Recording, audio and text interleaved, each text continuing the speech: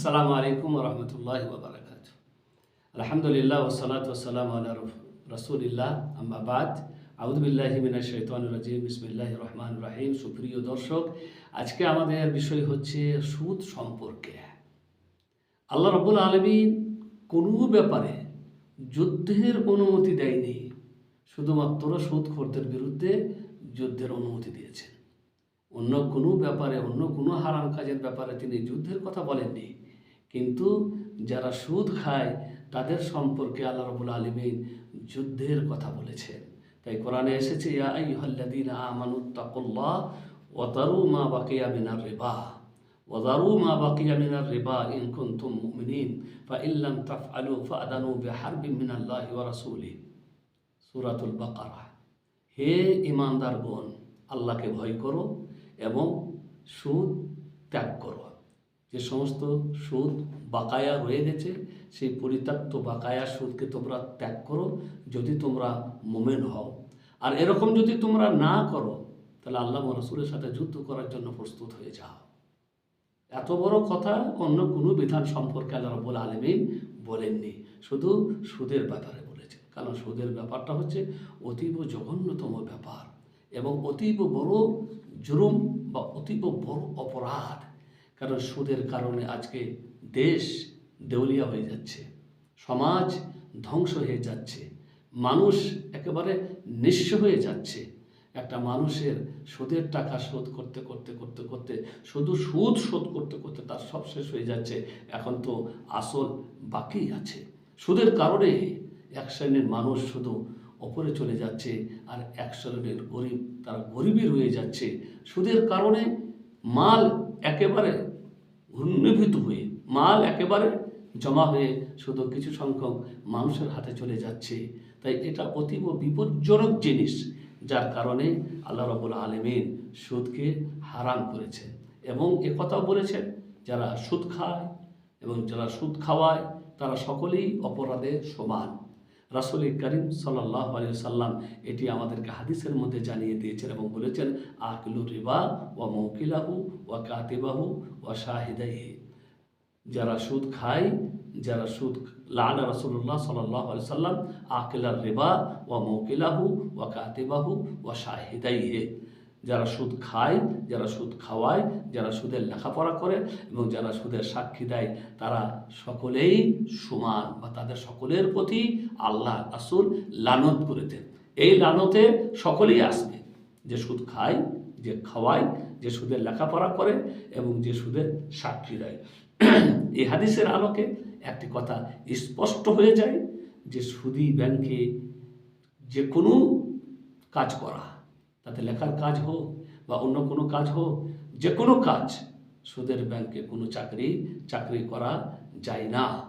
সুদের ব্যাংকে কোনো চাকরি করা, সে যে বিভাগে থাক, সে ডিপোজিট বিভাগে থাক কিংবা লেনদেনের বিভাগে থাক কিংবা খাতাপত্র ম্যানেজ করার বিভাগে থাক, যে বিভাগে থাকুক না কেন, সুদী ব্যাংকে চাকরি করা যাবে না। কারণ এটা হচ্ছে অতীব বড় একটি অপরাধমূলক কাজ। রাসূল করিম সাল্লাল্লাহু আলাইহি সাল্লাম সুদের মানে জঘন্যতাকে আরও স্পষ্ট করে বর্ণনা করে তিনি বলেছেন, আর রিবা সালাসাতুন ওয়া সাবউনা বাবা। সুদের 73টা দরজা, মানে 73 বিভাগের সুদ, 73 রকমের সুদ।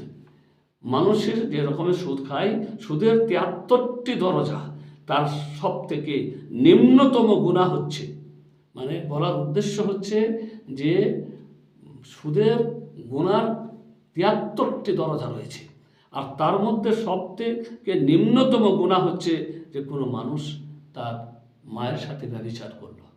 একজন মানুষের তার মায়ের সাথে ব্যভিচার করার যে অপরাধ, যে গুনাহ, এরকম গুনাহ হচ্ছে তার যে সুদ খায়। তাহলে কত জঘন্যতম জিনিস, যেটা রাসূল করিম সাল্লাল্লাহু আলাইহি সাল্লাম আমাদেরকে স্পষ্ট করে জানিয়ে দিয়েছেন। অনুরূপভাবে তিনি আরও আমাদেরকে জানিয়েছেন, দিরহামু রিবা ইয়াকুলুহু রাজুলু ওয়া হুয়া ইয়ালাম আশাদ্দু মিন সিত্তাতি ওয়া সালাসিনা জানিআ, রাওয়াহুল ইমাম আহমদ। আল্লাহ রাসূল বলছেন, এক দিরহাম সুদের কোনো টাকা, সুদের 1 দিরহাম টাকা, সুদের একটি দিরহামও যদি হয়, যেটা মানুষ খায়, সেটা দিরহাম, রিয়াল, টাকা যাই হোক না কেন, এক দিরহামও যদি কোনো মানুষ সুদ হিসেবে খায় আর সে জানে যে এটা সুদ, তাহলে এটা 36 জন জানিয়ার থেকেও ব্যভিচারিণী, 36 জন ব্যভিচারিণীর থেকেও জঘন্য। 36 জন ব্যভিচারিণী, যারা ব্যভিচারীর কাজ করে, তাদের থেকেও অপরাধমূলক কাজ হচ্ছে যদি কেউ একটি টাকাও সুদের খায়। এই হাদিস বর্ণিত হয়েছে মুসনাদ আহমদে। অনুরূপভাবে রাসূল করিম সাল্লাল্লাহু আলাইহি সাল্লাম সুদকে হারাম ঘোষণা দেওয়ার ব্যাপারে বলেছেন, এগুলি শুধুমাত্র গরিব আর ফকিরের মধ্যেই সীমিত না। মানে এই নয় যে ধনী মানুষ আর গরিব মানুষরাই শুধু সুদ খায়, বরং এটা সাধারণ প্রত্যেক মানুষের জন্য, সেটা গরিব হোক, বড় বড় ব্যবসায়ী হোক, যেই হোক না কেন। মানে এই নয় যে কোনো গরিব মানুষ আর কোনো বড়লোক মানুষ তারা আপোষে সুদ খায়, এটাই শুধু হারাম, এরকম না। বরং বড় বড় আরও ব্যবসায়ী আছে, বড় বড় আরও ধনী আছে, সমস্ত রকমের সুদ, সে বড় ধনীরা খাক আর বড় ব্যবসায়ীরা খাক, সব রকমের সুদই হারাম। রাসূল করিম সাল্লাল্লাহু আলাইহি সাল্লাম বলেছেন, আর রিবা ওয়া ইন কাসরা ফা ইন্না আকিবাতুহু তাসিরু ইলা কাল। রিবা মানে সুদ খেলে যে খুব বেশি হয় তা হয় না। দেখতে মনে হয় সুদ খেয়েছি তা আমার অনেক বরকত হচ্ছে, সুদের কারণে আমার অনেক মাল বাড়ছে, কিন্তু আসলে বাড়ে না। তাই আল্লাহ নবী বলছেন যে সুদ যদিও বেশি দেখায়, কিন্তু তার পরিণাম হচ্ছে শেষে কমেই যায়, কারণ বরকত থাকে না। নিজের জীবনে আমরা অনেক সুদখোরদেরকে দেখেছি যে সুদ খেয়ে অনেক টাকা করেছে, অনেক টাকা হয়েছে, তারপরে একটা এমন ধাক্কা খেলো বা এমন একটা অ্যাক্সিডেন্ট হলো, কিছু হয়ে গেল যে তার সমস্ত টাকাই যেন একেবারে এক অ্যাক্সিডেন্টেই চলে গেল। আর একটি কথা, যে সুদ এমনও না যে যদি সেটা বেশি হয় তাহলে সেটা হারাম হবে আর কম হলে হারাম হবে না। না, বেশি কম যাই হোক না কেন, সব রকমের সুদই হারাম। রাসূল করিম সাল্লাল্লাহু আলাইহি সাল্লাম সাধারণভাবে সব রকমের সুদকেই আমাদের জন্য হারাম ঘোষণা করেছেন। অতএব এই ধরনের জঘন্য কাজ থেকে আমাদেরকে বাঁচতে হবে এবং তার থেকে আমাদেরকে তওবা করতে হবে। আল্লাহ রাসূল কোরআনে আল্লাহ রাব্বুল আলামিন বলেছেন, ফা ইন তুবতুম ফালাকুম রুউসু আমওয়ালিকুম লা তাযলিমুনা ওয়া লা তুযলামুন।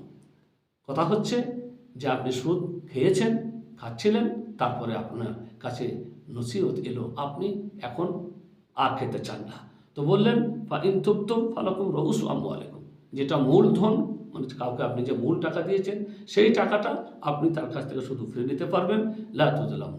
লা তাযলিমুনা ওয়া লা তুযলামুন, তোমরা কারোর প্রতি জুলুম করতে পারো না আর তোমাদের প্রতিও কোনো জুলুম হবে না। অতএব আমাদেরকে সুদ থেকে সতর্ক হতে হবে, সুদ থেকে বাঁচতে হবে, কারণ সুদে সমাজ ধ্বংস হয়ে যাচ্ছে। আল্লাহ তাআলা আমাদেরকে তৌফিক দান করুন, আমরা যেন এই সুদী কারবার থেকে, সুদের মতন একটা বড় পাপ থেকে বাঁচতে পারি। রাসূল করিম সাল্লাল্লাহু আলাইহি সাল্লাম আরও হাদিসের মধ্যে আমাদেরকে বলেছেন, ইজতানিবুস সাবুল মুবিকাত, 7টি ধ্বংসাত্মক জিনিস থেকে তোমরা বাঁচো। তার মধ্যে একটি তিনি উল্লেখ করেছেন সুদ।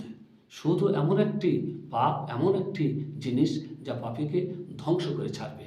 অতএব সুদ থেকে আমাদেরকে বাঁচতে হবে। ওয়া সাল্লাল্লাহু আলা নবিয়িনা মুহাম্মদ ওয়া আলা আলিহি ওয়া সাহবিহি আজমাইন।